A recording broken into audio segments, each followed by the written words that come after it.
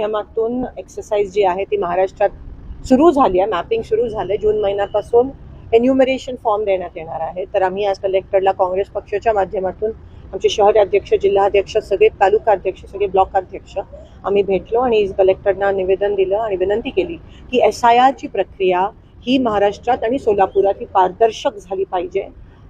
BLOज जे आहेत त्यांनी कोणत्याही दबावाखाली जो गव्हर्नमेंट जो ऑफिसर नेमणार आहे, जो घरोघरी जाणार आहे, कोणत्याही सत्ताधारी पक्षाकडून कोणत्याही दबावाखाली न येता त्यांनी पारदर्शकपणे ही कामं हे SIR घरोघरी जाऊन केलं पाहिजे.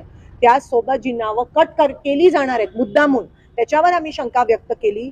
त्या नावाची पण यादी आम्हाला प्राप्त झाली पाहिजे. तुमच्या माध्यमातून मी सर्व मतदारांना विनंती करते की हे जे BLOज आहेत ते तुमच्या घरी एकदा नाही 3दा येणार आहेत.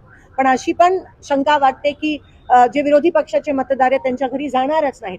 म्हणून मतदारांनी सतर्क राहावं. एन्युमरेशन फॉर्म हा सगळ्यांनी भरायला पाहिजे. जरी तुम्ही आधी मतदान केलं असाल तरीही EF एन्युमरेशन फॉर्म हा सगळ्यांनी भरणं गरजेचं आहे. त्या BLOला सहकार्य करा. जर BLOनी दबाव आणला किंवा तुमचं नाव वगळण्याचा प्रयत्न केला तर लगेच आम्हाला तुम्ही आमच्या संपर्कात येऊ शकता. पण सगळ्या मतदारांनी ह्या बाबतीत सतर्क राहणं, दक्षता घेणं महत्त्वाचं आहे. आणि BLOज आणि कलेक्टरना विनंती करते की कोणत्याही दबावाखाली न येता ही प्रक्रिया अतिशय पारदर्शकपणे झाली पाहिजे. आमच्या पण BLAना सोबत घेऊन प्रत्येक ठिकाणी जाणं गरजेचं आहे. घरी जाण्यासाठी नकार येतात अनेक वेळेस. आणि दुसरं जे आहे की मतदार यादीमध्ये 2002च्या यादीमध्ये त्यांची नावं अनेकांची सापडत नाहीत. अनेक तक्रारी त्याच्या बाबतीत आहेत. खूप नावं जाहीर झाली पाहिजेत आणि मतदार यादी पण BLOची नावं जाहीर झाले. सगळ्यांकडे लिस्ट आहे, पण ती पब्लिकली वृत्तपत्रामध्ये ती जाहीर झाली पाहिजेत. त्यासोबत मतदारांनी पण सतर्क राहणं की कारण का प्रचंड दबाव येणार आहे.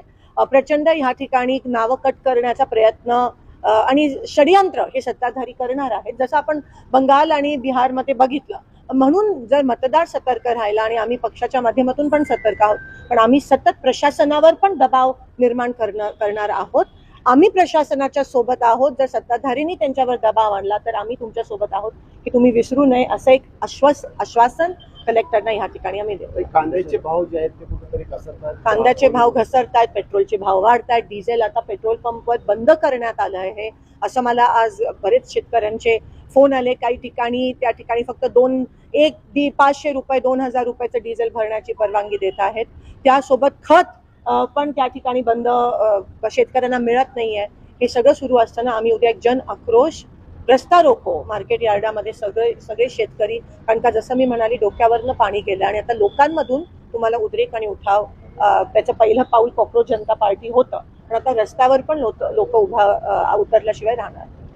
सोलापूरच्या बाजारामधली एक पावती भरली शेतकऱ्याची 300 रुपये त्या शेतकऱ्याला भरावे लागले कांद्याचं. आणि अशी एवढी वाईट परिस्थिती आहे आणि कोणाचंही लक्ष या ठिकाणी नाही आहे. आपल्याला दिसून येतं सत्ताधारी मस्त आहेत आणि शेतकरी त्रस्त आहेत. काँग्रेस जनता पार्टीचा उल्लेख केला. त्यांनी संस्थापकाला जीवे मारण्याच्या धमक्या येत आहेत, त्यांच्या घराला पोलीस अमेरिकेत जाऊन मारण्याच्या पण धमक्या येत आहेत त्यांना. आणि तुम्ही बघू शकता की कोणत्याही प्रकारचा विरोध झाला की हे लोक कसे वागतात आणि अहंकारी किती झाले त्याच्यावरून कळतं. पण काँग्रेस जनता पार्टी ही सुरुवात आहे त्या रेव्होल्युशनची, त्या क्रांतीची. लोकांना व्यासपीठ अशी मिळत नाही म्हणून ते सोशल मीडियाचा आता वापर आणि 21 मिलियन फॉलोअर्स त्या काँग्रेस जनता पार्टीला मिळाले. ही सुरुवात आहे आणि हा उद्रेक तुम्हाला येणाऱ्या दिवसात दिसायला मिळेल. बघा.